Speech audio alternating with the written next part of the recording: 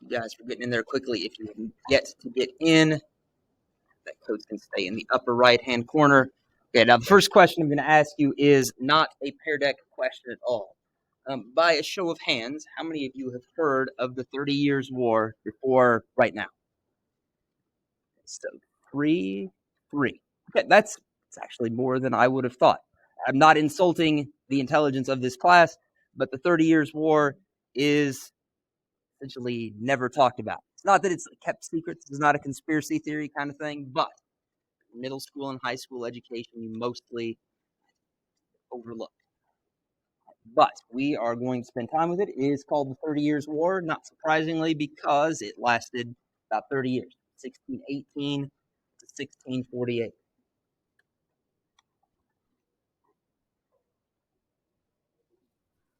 We're going to do this kind of like we did the Crusades. You're going to learn about the conflict itself, and then we'll start looking at the players and their motives.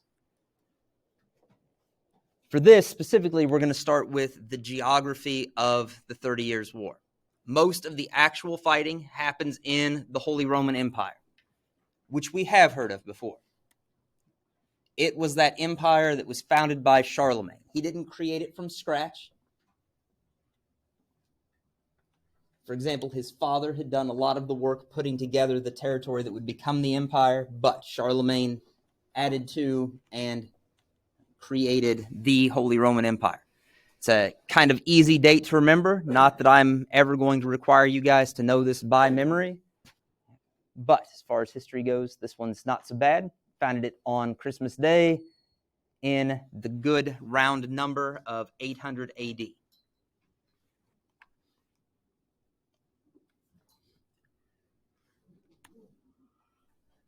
Among historians to help you understand the Holy Roman Empire, especially by the time we get to the 30 Years' War, historians like to joke that it was neither very holy, nor very Roman, nor very much of an empire.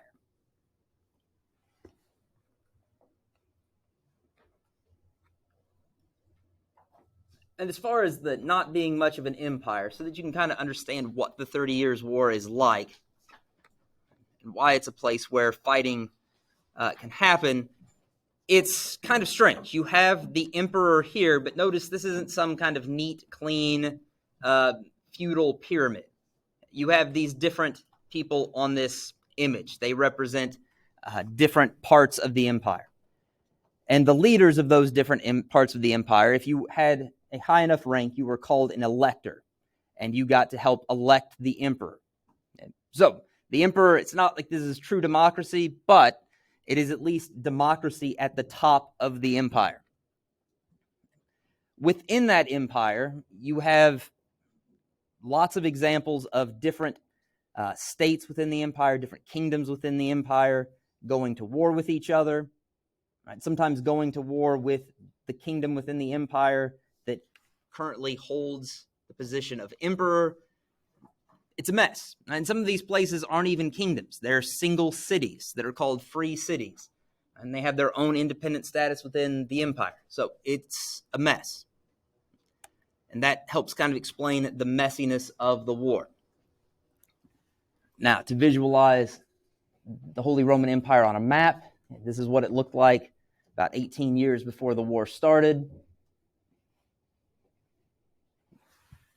It's got part of France. It has what we call the Low Countries, Belgium and the Netherlands, especially Germany, the heart of it, the Czech Republic, parts of Poland, what's Austria, Switzerland down into Italy, and on into the Balkans.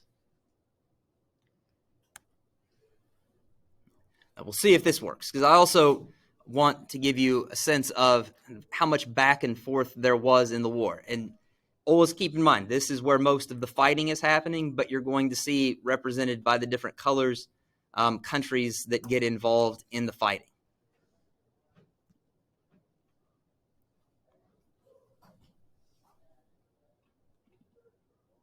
And we'll speed this up. This represents what's going on in the war, kind of week by week. Who has time to put all that together? I don't know, but they've done it.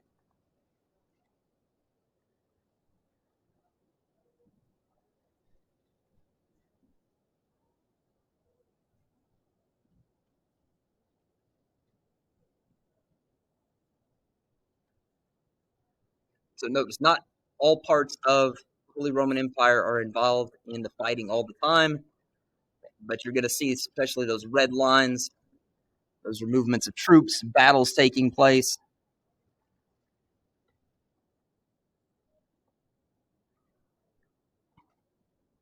You're going to notice that some countries switch sides.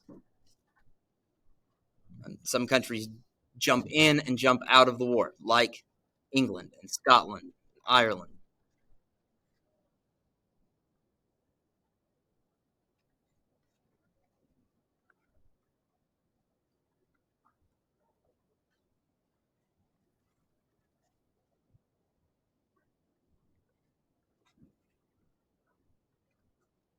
Also, to help you if you hadn't quite picked up on it yet, blue areas are going to be aligned with one group, the Catholic group, and then the red shades are the Protestants. We haven't met the Protestants yet, but we will.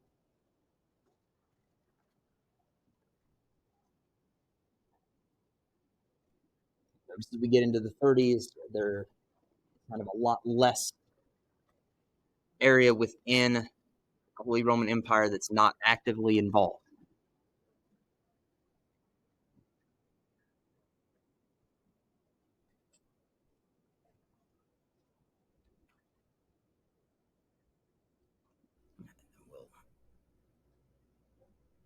We'll take it to its closer to its conclusion as things get even messier.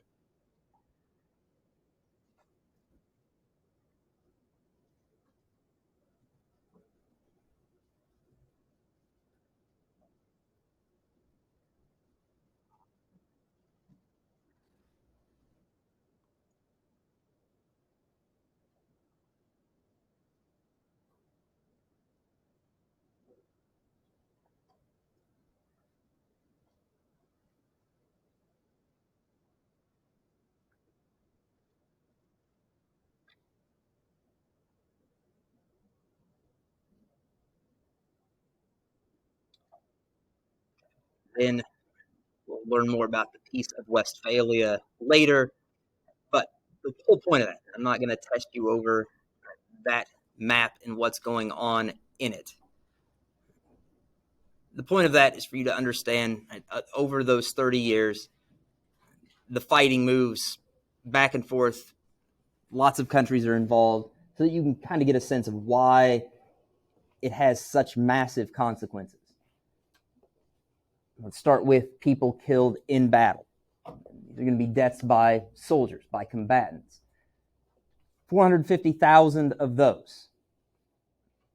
And I'm going to guess, to all of you, 450,000 battle deaths is a lot. The whole population of Kansas City plus some being killed. That's even more of an impressively or depressingly large number, considering that in this time period, armies are not that big. They're expensive, they're hard to maintain. So armies tend to be pretty small. Despite that, we end up with that many battle deaths. Of course, we're also talking about 30 years.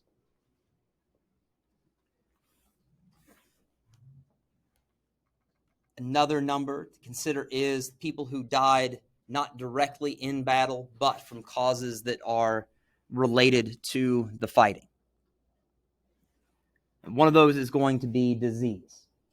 Disease and war went hand in hand with one another for basically ever, until we get to the 20th century and really until we get to World War II, when we have things like antibiotics starting to come on the scene, right, and better sanitation. Also going along with war, especially in this time period, is famine. Armies are expensive partly because you have to feed them. That's why they tend to be small. Also, because feeding them is expensive, if you are a military commander, your best way of feeding your troops is to just turn them loose on the villagers and the peasants wherever they are, have them go pillage all the food that they can find, kill the livestock, right, eat it all, and then move on. Which means there's not food left for those villagers and peasants who were there to begin with. Now, the first question I want you to answer in the Pear Deck is this. Why do you think that estimated death count for war-related causes is so fuzzy? And that is a very fuzzy number. Low end 4 million, high end 12 million. That's 8 million people difference, if you want to think about it in math terms. So let's take a minute. Don't look things up. I just want to know why you think that death count is so wildly different from 4 to 12 million.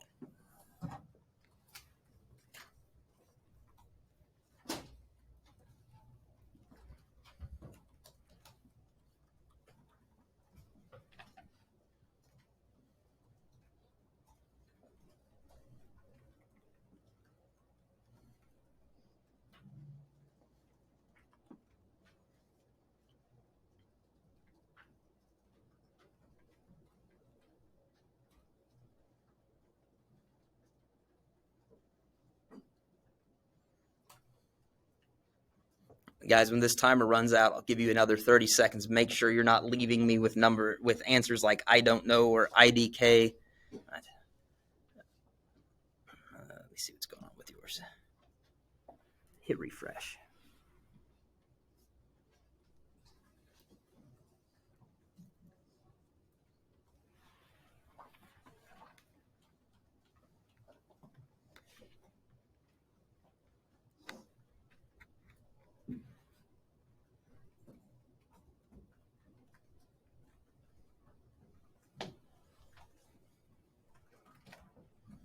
I'll give you another 30 seconds still. Some of you guys are writing answers on the longer side and still typing. I don't want to cut that off.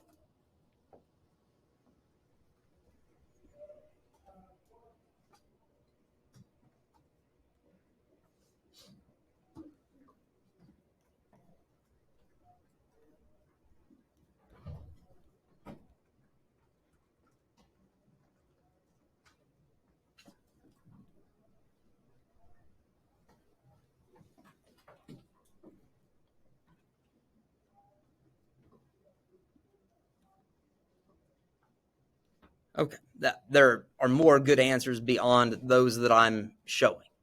Some of it is you don't know how it is that people died. And that kind of goes along with this. If Lexi is a villager and the Holy Roman Empire's troops have come through and they've eaten all the food and they've killed all the animals, Lexi's family doesn't immediately die, but if there's no food and it's wintertime, maybe 30 to 40 days, they've died of starvation. Sorry, Lexi, it had to be somebody. Them's the breaks. But how do you know? I mean, by that time, everybody's moved on. Nobody's keeping track, which was one of the other issues that came up. Some of you pointed, at this time period, unless you're important, people don't notice that you die.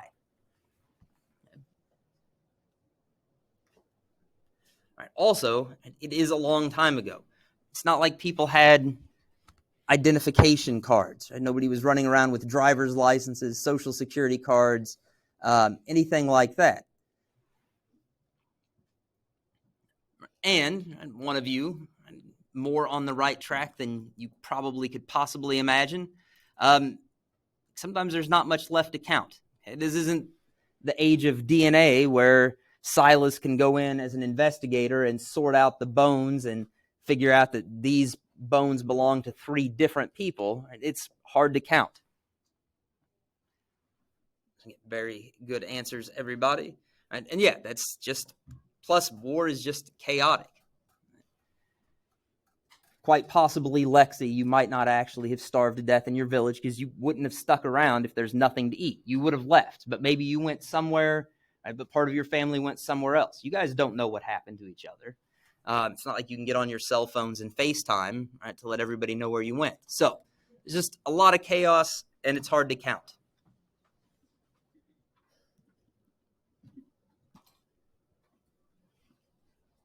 As always, just like when we're talking about dollars isn't enough. We need to know proportions. What this represents in terms of proportion is 1 in 5 Europeans being killed as a result of the war.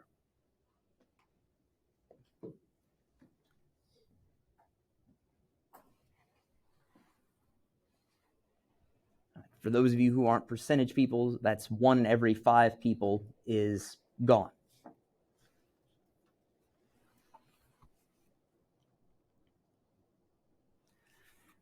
And in some places, that proportion was much higher, 60%, or 3 out of every 5 people killed as a result of the 30 Years' War.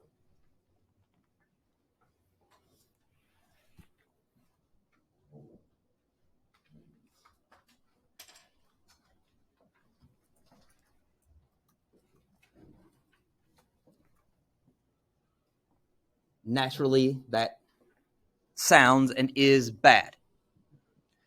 But you might be thinking, I haven't heard of this war. It's probably because it's not as bad as the world wars that they do teach us about. So let's compare it to our world wars. We'll start with the first one.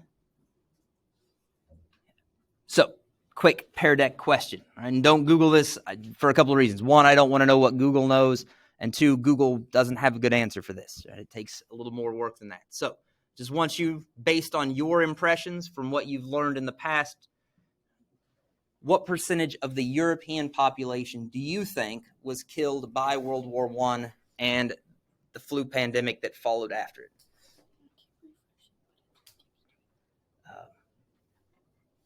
Click try again, and just if it doesn't, Devin, just remind me if I forget when I grade it.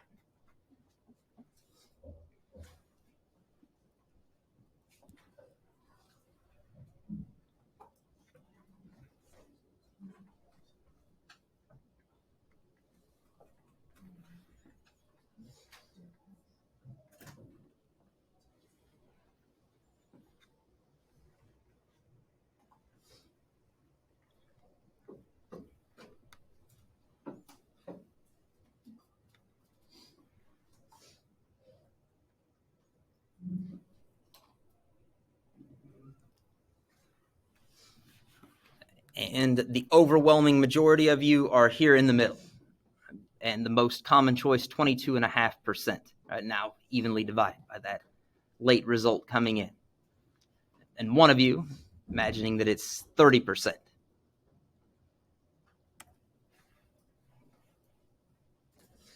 You need to unlock your screen so that you can...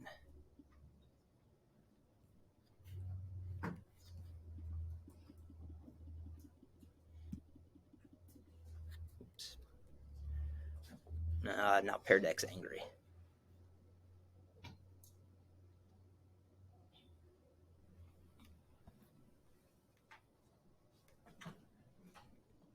We'll just wait till it gets over its tantrum and stops switching back and forth. Okay. The correct answer was closer to that lowest number that nobody picked. It's about 6%. So in your notebook, that's what you need to put on that line, 6% or about 6%. Either one will be fine.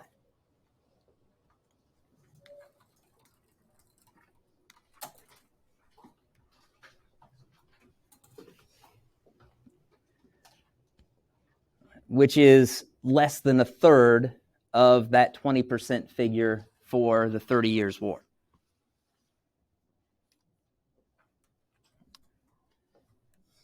But there's still World War II. Maybe World War II was more deadly. It certainly was much more global, even compared to World War I. And World War II is estimated to have killed as many as 3%, or as much as 3% of the global population. So 3 out of every 100 people on Earth dying as a result of that war. We're not going to compare it to the whole world, though. That gets tricky.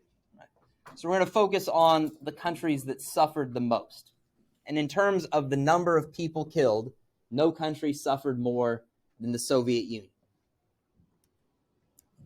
The Soviet Union suffered between 20 and 27 million deaths as a result of World War II. And that number is also fuzzy for some of the same reasons. There was a whole lot of chaos.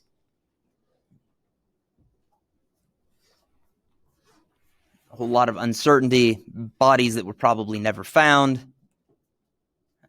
Here's the question for you to answer about that in the Pear Deck. What percentage of the Soviet population do you think this represents? Again, I want you guys just going with your gut instincts, your impressions from what you've learned about the wars or what you think you know about the Soviet Union in World War II.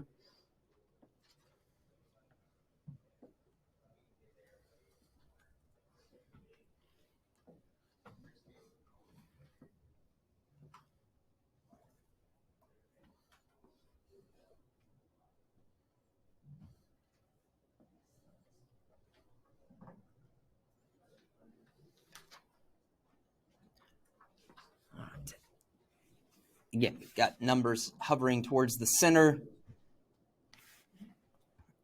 And a tie for 13 and 18%. So what's the answer? About 13%. So those of you that picked 13%, you were on the money. So that's a much higher percentage, but still not 20%.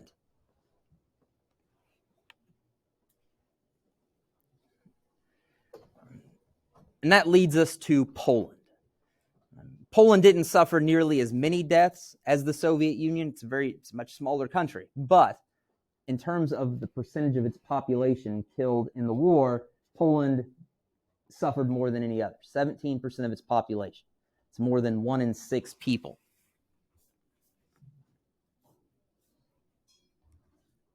And that still is not the 20% death rate that happened in Europe during the 30 Years' War.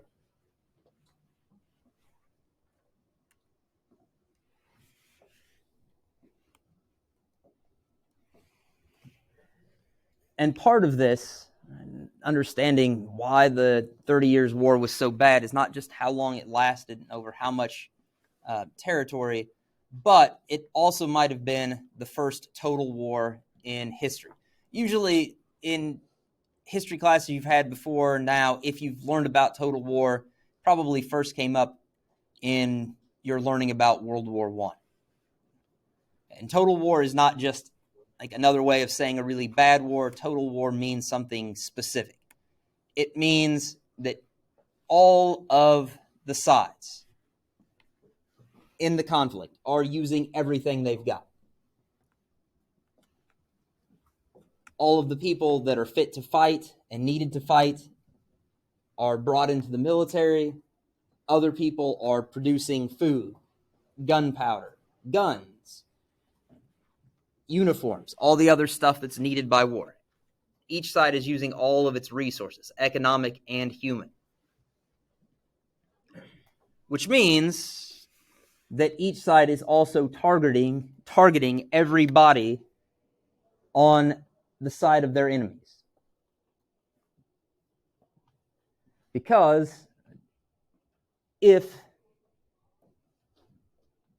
I've already picked on Lexi, Drew. Sorry, Drew, you dodged the bullet, so to speak. You weren't brought into the military because you were really, really good at farming. But when the enemy comes through, they're like, man, this Drew guy is super productive at growing grain and making dairy products. He's got to go. Right? We are killing him. Right? He's not fighting, but he is producing a lot of food that's keeping his side fed. Right? So he's a target. Doesn't matter that he's not a combatant. Right? Of course, every side is targeting the combatants, those soldiers that wear uniforms and carry weapons. But they're also going after people like Drew, who are what we call civilians, who are unarmed non-combatants.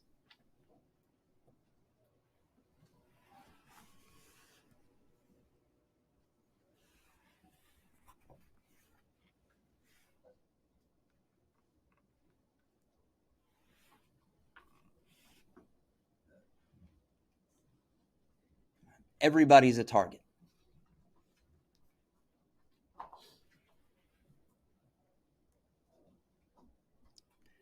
For example, right, Sweden, which was on the Protestant side, and I know that to this point that doesn't mean much to us, but help you understand that some of these countries are on different sides. When Sweden invaded into Germany, it destroyed over 2,000 castles.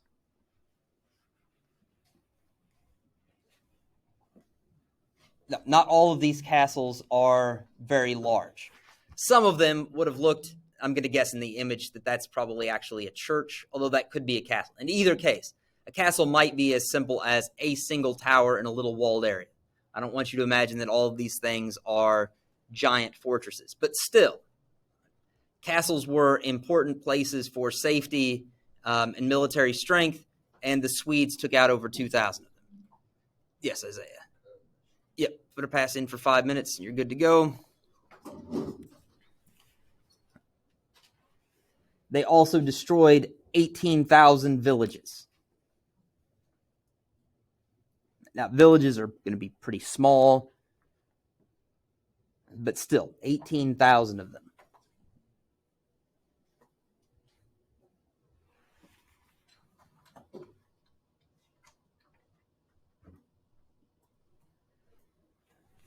They also destroyed 1,500 towns, and towns are bigger. I mean, naturally, that's why I make the distinction. Towns might have thousands of people. In some cases, tens of thousands of people. And 1,500, to give you a little more perspective, still represents 1 in 3 German towns was destroyed by Swedish forces during the war.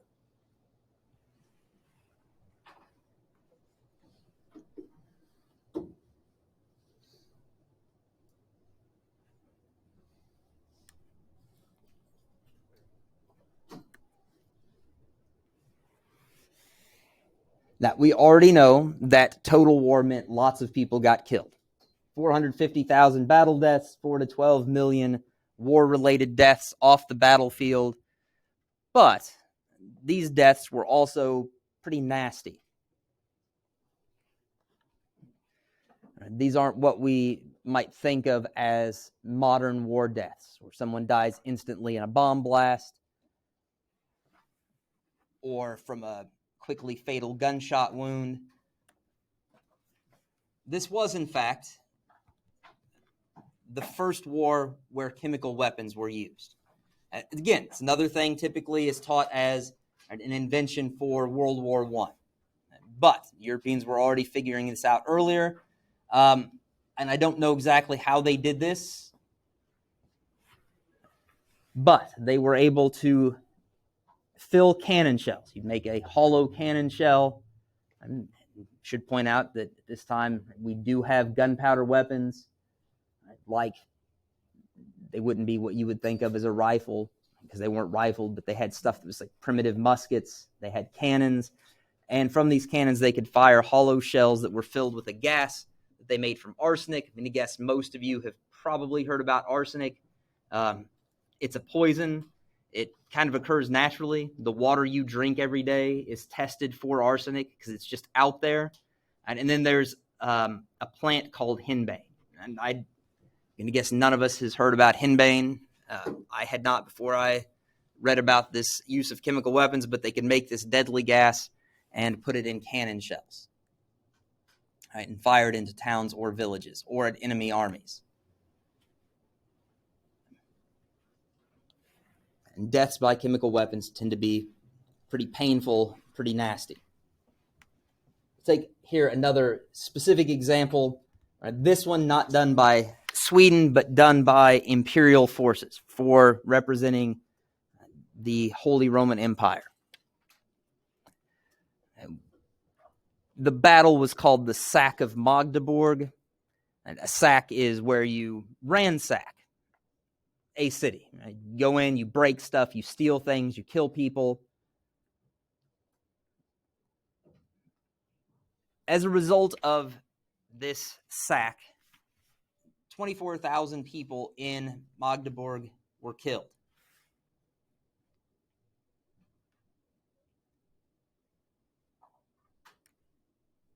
As I told you, some of these towns are very large. 24,000 people, that would have been a very large town. Most of these people died as a result of burning to death.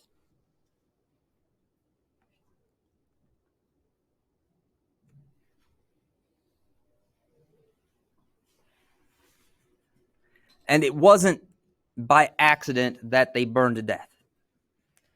The troops from the Holy Roman Empire deliberately drove children back inside of burning buildings, homes, barns, shops, those kinds of things, in order to cause them to burn to death.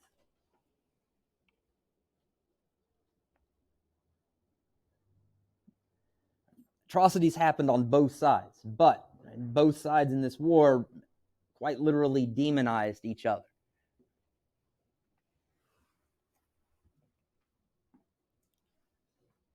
We will stop there. That brings us to the same place. Second hour left off. I'm going to keep you guys on the same progress. Okay, keep those notebooks out, though. You are going to need them for the exit slip.